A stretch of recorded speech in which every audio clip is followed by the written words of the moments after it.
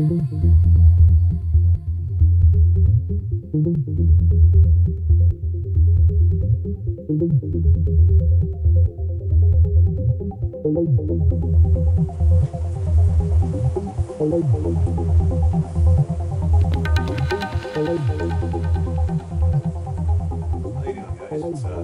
Chris with Northland Bushcraft.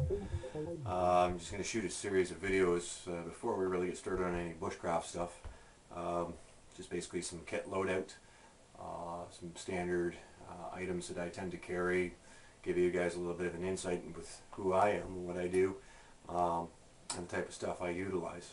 So right now I'm just going to do a reshoot of a couple of videos that I had posted before under a different channel.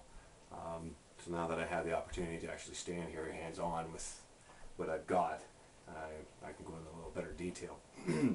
So basically what I've done is I've created kits within firearms themselves. Okay, obviously cleared. Safety's paramount. Synthetic stocks are a great thing.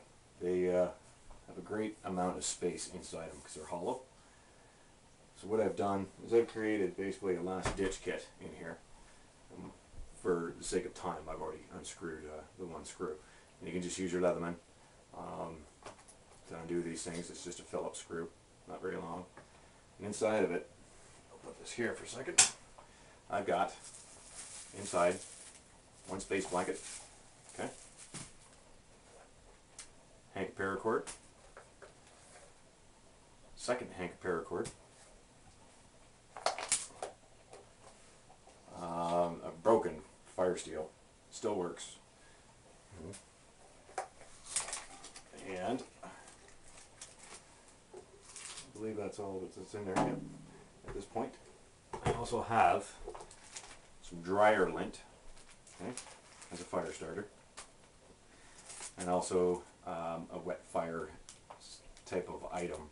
It's very similar to the material that wet fire is made out of, but this is, you can get this in your camping aisle for starting fires from your campfires. It's the same technology, same stuff. You crumple it up, take your fire steel to it, give her a quick shot, and she's wide open. Okay, so, and again, these things are waterproof. You can put them and snuff them out with your hand. They're good to have. They're extremely cheap. Something I would recommend you pick them up if you can find them in your area. Okay, so within synthetic stock you have a lot more to hold, obviously. Wooden stocks have done the same thing. The only difference is inside I've drilled 2 3/8 tubes. Okay, they go down inside the stock. For instance, this old Cooey 22, I got enough room in one tube to hold 5 extra 22 long rifles. Second tube holds strike anywhere matches, cotton balls, and then I glued on the bottom backside of the butt plate is a striker for the strike anywhere matches if I needed them. So you got fire started in there. You got additional rounds for backup. Key, the whole concept of this is to have the additional rounds available inside the firearm itself. Something happens, usually, you got to bail really quick for whatever reason. Bear comes in your camp and you get a haul ass, or if for some reason you're finding yourself in a little bit of trouble and you're on the run. Hopefully that's not the case. But it's, you abandon all your gear for whatever reason, you have an opportunity or the ability to still maintain a fire. You have 5 extra rounds for securing meat or for self-protection, if worst case scenario with self-protection. Eventually you'll learn the knowledge and skill sets from me and together on, this is basically all you would need. The Leatherman on your hip, it's got a blade in it. You can baton small kits if you needed to, such as bowls, or you can make drill sets, improvise as you go. The whole idea is to learn to be able to respond and react with the land as it comes across. You should be able to build shelters in a blink of an eye out of everything in the bush. There's no worries on that, doing that. We're all going to work on it together. We're going to figure it out. Okay. All my guns now are like this. They have kits built in, and some of them have the ferrocerium rods as opposed to the matches. I think the ferrocerium rod is on. It's a priceless tool. Get them. But the same concept. There's additional rounds there, so if I needed them, they're there. For whatever reason I lost my kit, I have the ability to carry on with everything else that I have within the firearm itself and what would be on my hip. Like my knife, my Leatherman, whatever's in my pockets. You know, like as you know, with the synthetic stocks, and you have with the paracord in there, paracord's indispensable. 1 billion uses. I wouldn't necessarily use this for lashing, say, this around the shelter. My area, my neck of the woods, there's a lot of creeping Charlie. There's a lot of vines around here that are actually very strong vines. It's beautiful for cordage. So I got it ready made out there in the bush. I can lash things together. I can build a shelter out of this. I've been using my paracord for snares and fishing line above anything else, right? I don't want to waste rounds if I don't have to waste my rounds. I'm going to utilize other resources and other sources within my kit to ensure that I have a food source and other needs as they may arise, right?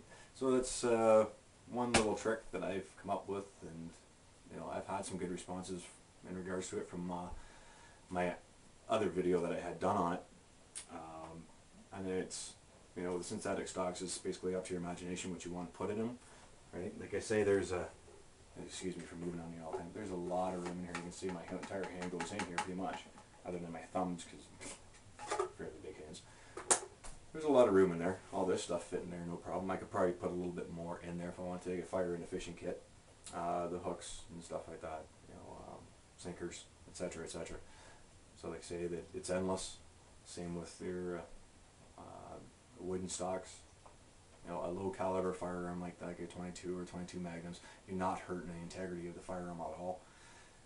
Quick note though, whenever you're in the bush, because I had someone squawking about it, I practice gun safety very rigorously, and I teach it as well. I had somebody squawking about me having my gun on the ground.